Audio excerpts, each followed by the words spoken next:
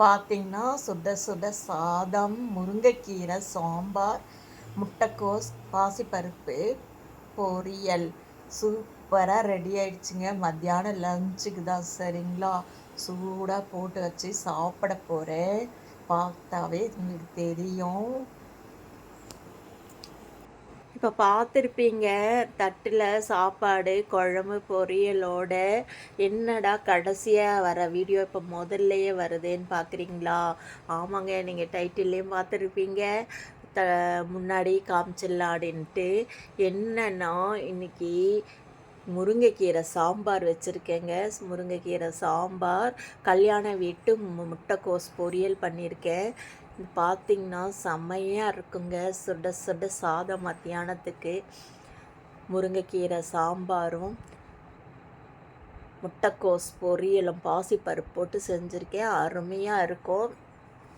இப்போ பார்த்திங்கன்னா முருங்கைக்கீரையில் எத்தனை விதமான சத்துக்கள் இருக்குன்னு இப்போ நிறைய தெரிஞ்சிட்டு வருது. முதல்லலாம் அந்த அளவுக்கு இது பண்ண மாட்டாங்க, இரும்பு சத்து மட்டும்தான் இருக்குன்னு.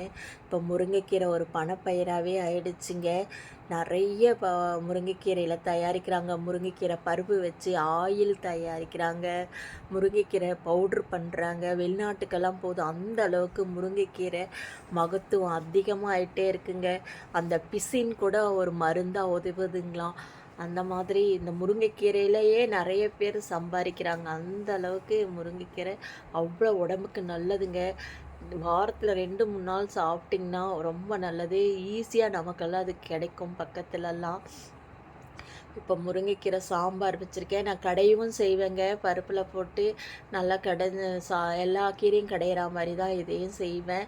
செம்மையாக இருக்கும். ராகி களி செஞ்சு முருங்கைக்கீரை கடைஞ்சோம்னா அவ்வளோ பிரமாதமாக இருக்கும். நீங்களும் இந்த மாதிரி செஞ்சு பாருங்கள். குழந்தைங்களுக்கும் சரி பெரியவங்களுக்கும் சரி முருங்கைக்கீரையெல்லாம் எல்லா விதமான எது ஒன்றாலும் செஞ்சு கொடுக்கலாம். அந்த அளவுக்கு முருங்கைக்கீரையை நம்ம பயன்படுத்திக்கலாம். சாம்பார், பொரியல், கூட்டு, முருங்கைக்கீரை இட்லி பொடி, அந்த மாதிரி எது வேணுமோ அந்த மாதிரி நமக்கு பிடிச்ச மாதிரி செஞ்சு கொடுக்கலாங்க. இப்போ பார்த்துருப்பீங்க, நான் செஞ்சுருக்கேன். எப்படி செய்யலான்னு வாங்க வீடியோக்குள்ளே போகலாம். இப்போ தான் நீங்கள் முதல் பார்க்குறீங்கன்னா என் சேனலை சப்ஸ்கிரைப் பண்ணிவிடுங்க. அப்படியே ஒரு சின்னதாக ஒரு லைக் பட்டன் இருக்குது, அதையும் தட்டிடுங்க. வாங்க வீடியோக்குள்ளே போகலாம். இப்போ பார்த்தீங்கன்னா நான் துவரம் பருப்பு எடுத்திருக்கேங்க. துவரம் பருப்பும் ஒரு சின்ன கப்பு நிறைய பாசி பருப்பும் பார்த்திங்கன்னா பாசிப்பருப்பு எடுத்திருக்கேன். இப்போ இதை எல்லாம் ஒன்றா கலந்து அலம்பிட்டு குக்கரில் எப்பவும் போல் ஒரு 3 விசில் 4 விசில் நல்லா வேக வச்சு எடுத்துக்கலாங்க. கழுவிட்டு வந்துடலாம். இப்போ பார்த்திங்கன்னா நான் பெரிய வெங்காயம் மலை வெங்காயத்தை நல்ல ஒரு பெரிய வெங்காயம் அரிஞ்சு வச்சுருக்கேன். தக்காளி அரிஞ்சு வச்சுருக்கேன். தேங்காய் ஒரு 5-6 ஸ்லைஸ், ஒரு 1/4 மூடி எடுத்து வச்சுருக்கேன். கீரையை நல்லா அலம்பி கிள்ளி வச்சுருக்கேன் பாருங்கள். நான் கொஞ்சம் குச்சியாக தான் போடுவேன். எங்கள் அம்மா அப்படி தான் போடுவாங்க. தனித்தனி இலையாக நான் போட மாட்டேன். இளங்குச்சி தானன்ட்டு நான் போட்டுருவேன். இலையாக இருக்கிறத ஃப்ரெஷ்ஷாக மரத்துலேருந்து பறிச்சிட்டு வந்தேங்க. சூப்பராக இருக்கும் பாருங்கள். எல்லாம் கழுவி கொண்டு வந்து வச்சுருக்கேன். இப்போது நம்ம குக்கரில் வச்சு விசில் எடுத்துக்கலாங்க. முருங்கைக்கீரையெல்லாம் அவ்வளோ டேஸ்ட்டு தெரியுங்களா? ராகி வடைக்கெல்லாம் போட்டிங்கன்னா அவ்வளோ நல்லா இருக்கும். சரிங்களா? ராகி அடை செய்யும் போது, அடை தோசை செய்யும் போதெல்லாம் போட்டுக்கலாம். பாருங்கள், விசில் போட்டாச்சு. பாருங்கள், பருப்பு நல்லா வெந்துருச்சு. நான் மஞ்சத்தூள் போடல இதில். சரி, குழம்புல போட்டுக்கலான்னு விட்டுட்டேன். இப்போ தாளிச்சிக்கலாங்க. எண்ணெய் விட்டுருக்கேன். கடுகு ஜீரகம் போட்டுக்கலாம். கடுகு பொரிஞ்சவுடனே நம்ம அரிஞ்சு வச்ச வெங்காயத்தை போட்டுக்கலாம்.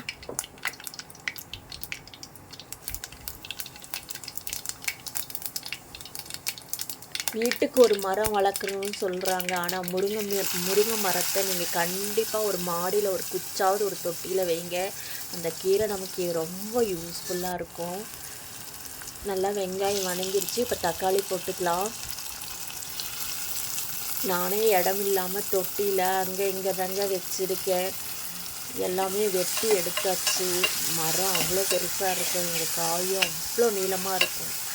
இப்போ பார்த்தீங்கன்னா கீரைக்கே நானே அங்கே எங்கேன்னு கேட்டு தான் வாங்கி செஞ்சிட்ருக்கேன்.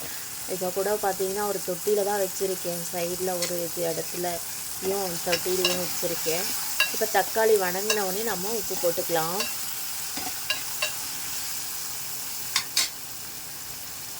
எனக்கு கூட தெரியாதுங்க முருங்கை மரத்தோட பிசினெல்லாம் கூட யூஸ் ஆகுன்னு. இப்போ பார்த்தேன், நிறைய வீடியோ பார்த்துட்டு வரேன். அந்த பிசின் கூட மருந்தாக யூஸ் ஆகுதுங்களாம். இப்போ தேவையான அளவு குழம்பு பொடி போட்டுக்கலாங்க. நல்லா வெங்காயம், தக்காளி, உப்பு, எல்லாம் மிளகாத்தூள், குழம்புத்தூள் எல்லாம் போட்டு நல்லா வணக்கிக்கலாங்க. அந்த இது பச்சை வாசம் இந்த இதுலேயே போகிடணும். அப்புறம் தேவையான அளவு மஞ்சத்தூள் போட்டுக்கலாம். இதுக்கெல்லாம் ஏன் அளவு சொல்ல மாட்டேறீங்க அப்படின்னெல்லாம் நீங்கள் நினைக்காதீங்க. எப்போவுமே இவங்க அளவே சொல்ல மாட்டுறாங்க அப்படின்னு. நான் என்ன ஒவ்வொருத்தரும் ஒவ்வொரு மாதிரி சாப்பிடுவாங்க சரிங்களா. ஒவ்வொருத்தர் காரமாக சாப்பிடுவாங்க. ஒவ்வொருத்தர் குழம்புத்தூள் கொஞ்சம் காரமாக இருக்கும், ஒவ்வொருத்தருக்கு கம்மியாக இருக்கும். அதனால் நம்ம சொல்கிற அளவு யூஸ் பண்ணிவிட்டு ஜாஸ்தியாக போச்சு கம்மியாக போச்சுன்னு சொல்லக்கூடாது இல்லைங்களா. அவங்களோட இது காரத்துக்கும் இதுக்கும் நீங்கள் தகுந்த மாதிரி போட்டுக்குங்க சரிங்களா. இப்போ கீரை போட்டாச்சு, நல்லா வணக்கி எடுத்துக்கலாம். அவ்வளோதாங்க. வேக வச்ச பருப்பை கூட ஆட் பண்ணிக்கலாம். நல்லா தண்ணி நிறைய கலக்கி ஊற்றிக்கலாங்க. சாம்பார் கொஞ்சம் தண்ணியாக இருந்தால் தான் நல்லாயிருக்கும். நம்ம கூட தேங்காயும் அரைச்சி ஊற்ற போகிறோம் இல்லைங்களா. அதனால் பிரச்சனை இல்லை. பருப்புக்கு நல்லா கழுவி குக்கரை கழுவி அதுலேயே ஊற்றிக்கலாங்க. இப்போ உங்களுக்கு கெட்டியாக வேணும்னா நீங்கள் இந்த அளவுக்கு கூட நீங்கள் வச்சுக்கலாம். நான் சாப்பாட்டுக்குன்றதால உங்களுக்கு இந்த மாதிரி வச்சுருக்கேன். இப்போ தேங்காய் அரைச்சாச்சு, தேங்காய் அரைச்சி ஊற்றியாச்சு.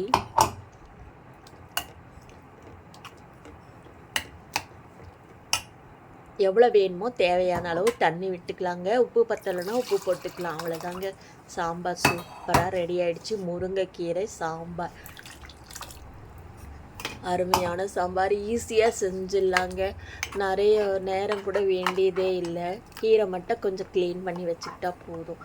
தேவையான அளவு நம்ம திக்னஸ் வச்சுக்கலாம். சாம்பார் பார்த்தாவே உங்களுக்கு தெரியும். சிலதெல்லாம் நம்ம பார்வையிலேயே இது டேஸ்ட்டாக இருக்குமா இருக்காதான்றது அளவுக்கு தெரியும். நான் அப்படி தாங்க கண்டுபிடிப்பேன். அது பார்க்கும்போதே அது எப்படி இருக்கும் அப்படின்ட்டு. அந்த மாதிரி தான் பார்த்தவனே தெரியுது. பார்த்திங்களா, அந்த சாம்பார் சூப்பராக இருக்கும்ன்ட்டு. அவ்வளோ பிரமாதமாக இருக்குங்க. ஒரு கொதிக்கிட்டோம். அந்த பச்சை வாசமெல்லாம் போகட்டும். தண்ணியை நிறைய விட்டுருக்கோம் இல்லைங்களா. நல்லா கொதித்து வரட்டும். அவ்வளோதாங்க. இப்போல்லாம் சமையல் ரொம்ப ஈஸியாக செஞ்சிடலாங்க. ஒவ்வொன்றும் பார்த்திங்கன்னா ரெடி பண்ணிட்டா போதும், கொஞ்ச நேரத்தில் செஞ்சு முடிச்சிடலாம். சூப்பரான முருங்கைக்கீரை சாம்பார் ரெடிங்க. பார்த்திங்களா, சீக்கிரமாக செஞ்சிடலாங்க. பருப்பு வேக வச்சா முடிஞ்சுது, சாம்பார் ரெடி. சுட சுட சாம்பார், பொரியல், உருளைக்கிழங்கு செஞ்சிங்கன்னா இன்னும் நல்லா இருக்கும். சிப்ஸ் வச்சும் சாப்பிட்டுக்கலாம். பிரமாதமாக இருக்கும் சரிங்களா.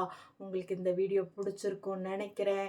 பிடிச்சிருந்தா லைக், ஷேர், அப்படியே என்னோடய சேனலை சப்ஸ்கிரைப் பண்ணாதவங்க கண்டிப்பாக பண்ணிவிடுங்க சரிங்களா. ஓகே, பாய். நெக்ஸ்ட் வீடியோவில் சந்திக்கலாம்.